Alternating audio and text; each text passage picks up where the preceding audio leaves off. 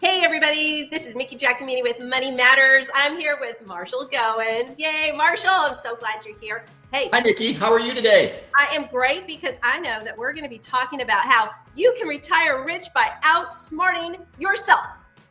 Woo! I know. That's a little bit so catchy, right? So catchy. I know.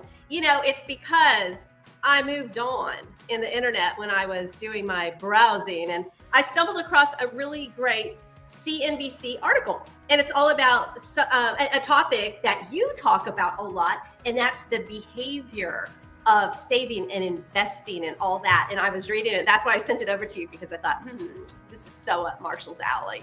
Well, it all starts with what you read and what's going into your mind. I always will ask clients, what are you watching? What are you listening to? Because all these things affect our behavior. And then from our behavior, we make decisions about our money.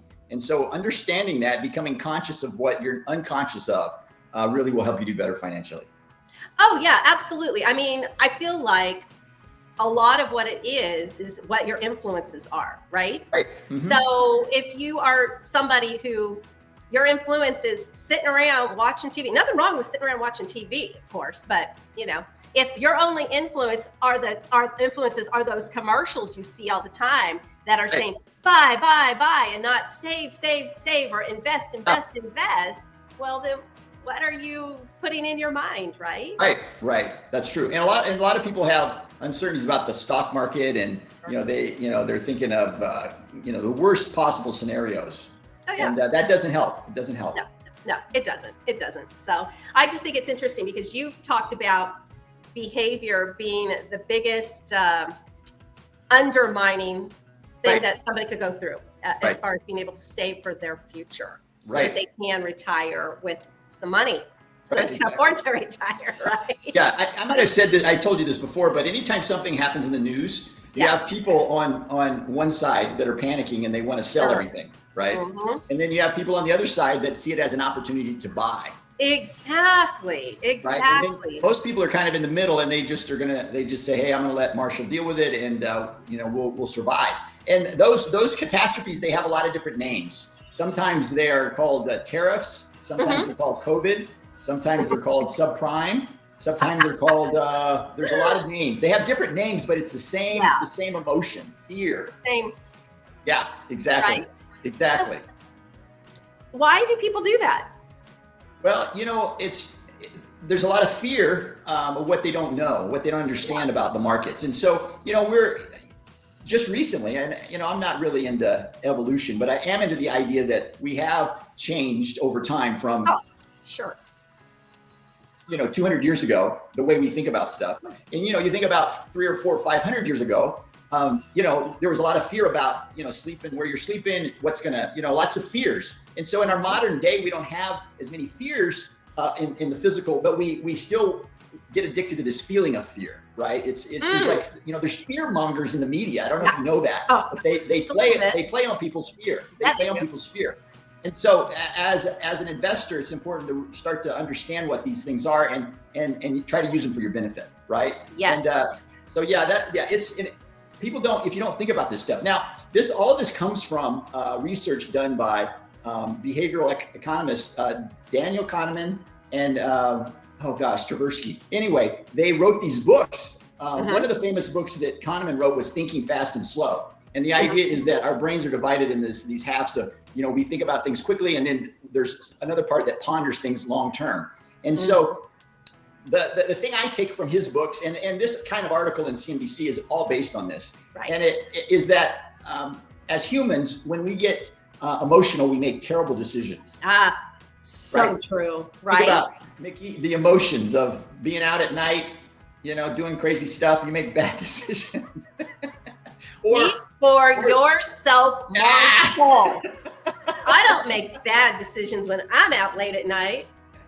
Or you watch the news and you're listening to somebody just killing you with the fear, and then you get emotional and you start to make bad decisions. And so all this stuff is not just someone's idea. These guys were researchers, and they were behavioral psychologists. Yes. And what they did, they put people in these behavioral tests to figure out these traits that we have as humans.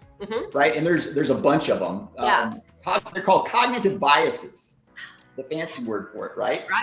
But it comes down to simple things like, understanding your fears and not letting them throw you off track, understanding when you're getting emotional, right? And not making big decisions. Do you ever have that rule of thumb? Don't make a big decision when you're emotional.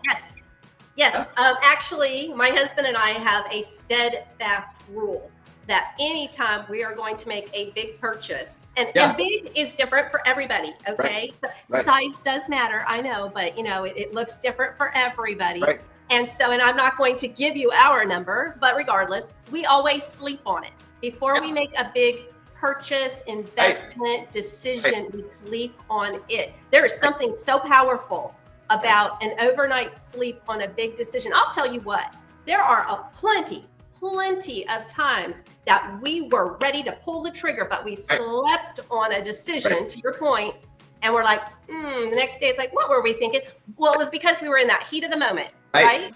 And I think that's what you were talking about. Right. So that emotional aspect. Yeah, exactly. And so there's a lot of that kind of stuff that's kind of come through our culture over time. And then they verified it using, scientific research to verify that, don't make emotional decisions, sleep on it overnight, get a second opinion, You hear that from doctors and always, right? Like that. But there's a lot of it around there. And so there's a lot of stuff we do that helps hijack this, help us get past a lot of these cognitive things, right? Would you like to hear about it? I do, actually, because I'm curious how these behavioral situations that people put themselves in, how that affects them for their financial future. Right, because, exactly. I mean, that's detrimental. It really is. And we're talking a little bit past, okay, so Marshall knows this, people. I'm a little bit of a Costco freak. I do shop at Costco. I love Costco. And so I do not have to sleep on when I walk down the aisle and the toothpaste, bulk toothpaste is on sale. I don't have to sleep on that. I just buy that. But that's an impulse buy if I'm with my husband and he says, remember, we just bought that last month. Like that. So, But that's hey, I'm not a Costco guy. I probably shouldn't say this, but I'm not a Costco guy. I'm not a Target guy. I bet you can guess what I am. You know my history, my background. Can you guess? Walmart? Yes. Yeah, I figured. And Sam's Club? No, I've never gone to Sam's Club. The reason I like Walmart, have you ever, anyway, we're going off track here like we tend to do, but Sam Walton has a great biography written in 1992. What an amazing story of him getting that company started. And he was late in life when he started Walmart. Yes. Yep. Great story. Anyway, so was Colonel Sanders with Kentucky Fried Chicken. Nobody knows who that is. Yeah, they do. If you know what KFC is, then you should know who Colonel Sanders is. He didn't even start that until after he was in his 60s or later. I know. Isn't that great? Sorry. Yeah. So anyway. One of the ways to get past this financially is to set up systems. Yes. Right. So for a long time, there were pensions. People had pensions, and some people still have pensions. The thing about a pension or a 401k is they automatically take money out of your check and they put it in a pension or an investment. And so that's a system that we try to set up for everybody. So regardless of whether you have a pension or whether you have a 401k, we will set you up so that money automatically goes into a savings vehicle, like an investment So that's a behavioral thing, because a lot of people will say, let me wait till the end of the month or wait till the end of the year. Like never. I really encourage people not to do that, because when you got to think about it, you forget, number one. Number two, you realize, I'm not sure if I want to do that. But when it sets up automatically, time and time again, I've had people go, I've got money now. I have no idea how much I saved. This is amazing, right? So that's one thing. So automatic systems. And so, the 401k came into being in 1982. And so at first, we're moving from the pension system. So the pension system, people were pulling money, putting it in there. The 401k was more of a discretionary thing. And so what's happened with the 401k system recently is they've started to put more of the behavioral stuff into the plans. Like when you started a company, they will automatically set you up on a 3% distribution, and you have to change it. Okay, that's a behavioral thing. The other thing they do is they will put you into target date funds or some type of fund automatically, so you don't have to make the decision yourself. And so all of that comes out of this behavioral economic stuff. And so it's just making everyone better investors and better, at saving money and stuff. But set it up. Hey, I did a webinar on this a while ago called, what was it called? Something about systems or building a wealth building system. What are you laughing at? It's your webinar. I couldn't think of the name. Wealth building system. No, it was a while back, and actually people can still access that. It's on the website. Right. If they go to the ClarionAdvisors.com website and go to the events page, it's there. It's evergreen. So y'all can go there and watch it. It's a great, really great webinar. And it's not like an all day long webinar. You condense it so well. It's short and sweet, people. It is short and sweet. You need to watch it. It's great. It really is. It's great. What else about that article? What else great questions for you? I want to know, what is loss aversion? Loss aversion. What does that mean? Like, does that mean like I don't get it. Like, what is it? Explain it to me. I think I know what it is, but if somebody was talking to me at a cocktail party about it, I'd go, I don't know. People really hate to lose money. They really hate. They really hate. Really do. Right. And so they will do the craziest things to avoid a loss. Okay. Right. It's such a negative thing. They will do stuff to avoid it. And so there's a lot of stuff around that. And so as an advisor, if I get a new account, right. If it goes up by 5% in a month or so, well, if it drops by 5% in the first few weeks, I might get a phone call that says, hey, Marshall, what's wrong? Right. I might get a phone call, but if it goes up, no one ever calls when it goes up. All right. That's loss aversion. We have this fear of losing. And and if you listen to the behavioral stuff, it's actually twice as strong as our joy of growth, right? The gain is half as strong as the loss. I could see that. Yeah. Right. And so people do a lot of crazy things to avoid the loss. And so as an investor, what the way it plays out is they are too cautious and too conservative. Oh. Right. And so what that does, it creates problems in the long term because they're afraid of the short-term loss. Now, the other thing you have to be careful of, and I talk to clients about this all the time, is the words you use. So a lot of times you'll get your statement at the end of the month, and if it's a down month, I might get a phone call that says, hey, Marshall, I lost money. I lost it. I'm like, oh my gosh, I use that word too. I do too. Yeah, I use that word. I know. In investing, it's called a drawdown, right? It's the money is just, the shares are of less value this month than the previous month. So the money's not lost, right? It's just hasn't been found yet. The value is lower. The value is lower. It's a drawdown. So it's important to watch the language you use because it will freak you out. I lost it. Where did it go? Well, it's still right there. It's just worth a little less today. Yeah. Right. Okay. So, I do get that. I know that for a lot of people, they're like me and they use that word loss because you do feel like you lost that money. It's like, where'd it go? I want it to go. Come back. I like it when it's growing. So that's good. Exactly. Now there's something else that came up, and that was like, it was on how there are so many choices out there. Right. That can actually paralyze people with their investing. Right. Okay, so back to Costco. To me, and then you set me straight, okay? Please, everybody, I'm going on record. He's allowed to set me straight in a moment. Oh no. I look at this like going to Costco with only $400. I know, it's far-fetched, right? But it's so true. So you go there, and you only have $400 that you can spend, but there's so many choices. What do you do? And there's so many great sales, and there's so much. What do you choose? Well, that's the way I thought of it for investing. There's so many different things you can invest in, but if you only have this amount, what do you invest in? And I could see why some people would just be like, oh, forget it. I give up. It's just too overwhelming. I just can't do this. So am I on track or am I? No, that's true. That's true. When people have too many choices, they shut down and they don't make a decision. Okay. Right. And so, as an advisor, that's the part that we're handling that for you. You don't have to look at all the choices. We're making the decision for you. Now, if you wanted me to explain the process of how I decided, I could explain it to you. Right. So, this is a longer conversation, but the idea of buying individual stocks versus buying a group of stocks in a fund. Sure. Okay, that's one choice that eliminates some of the analysis paralysis. It's called analysis paralysis. Yes. Okay. So do you know who suffers from analysis paralysis the worst? Me. No, who? What type of person? Probably a type A person. No, type A's are drivers, and they'll make a decision like that. Boom, they'll decide. The people that have the hardest time are analyticals, engineers. Oh yeah. They have the worst time. Oh sure, I can see that. Right.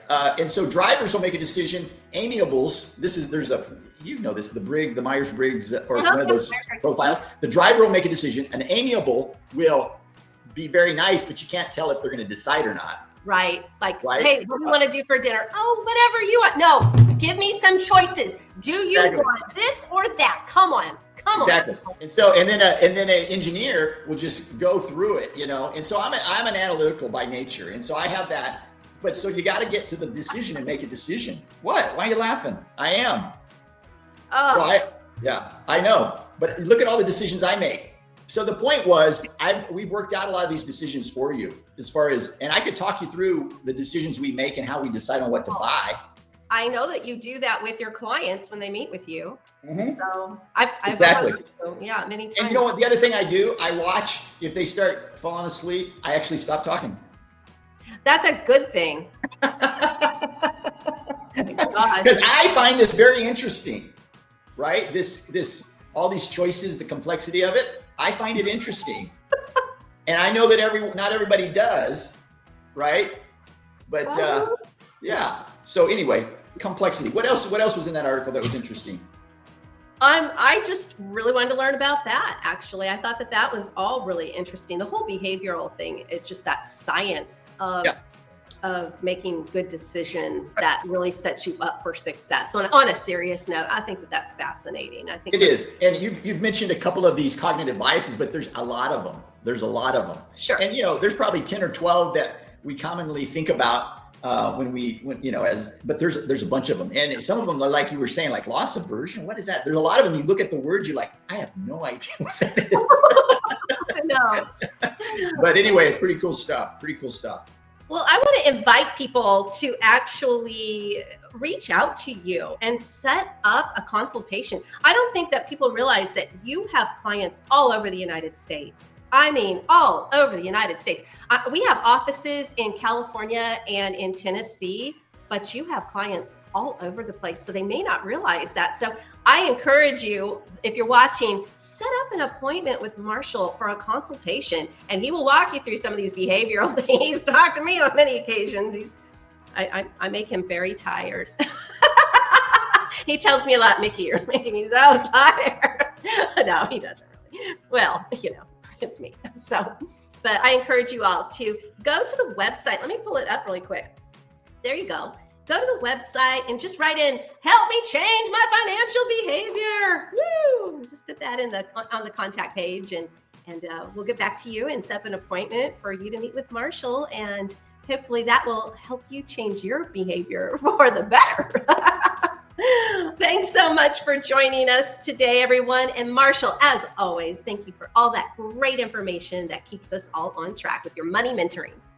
Thank you so much, Mickie. This has been fun. It's always fun hanging out with you. Thanks, everybody. We hope to see you next time on Money Matters.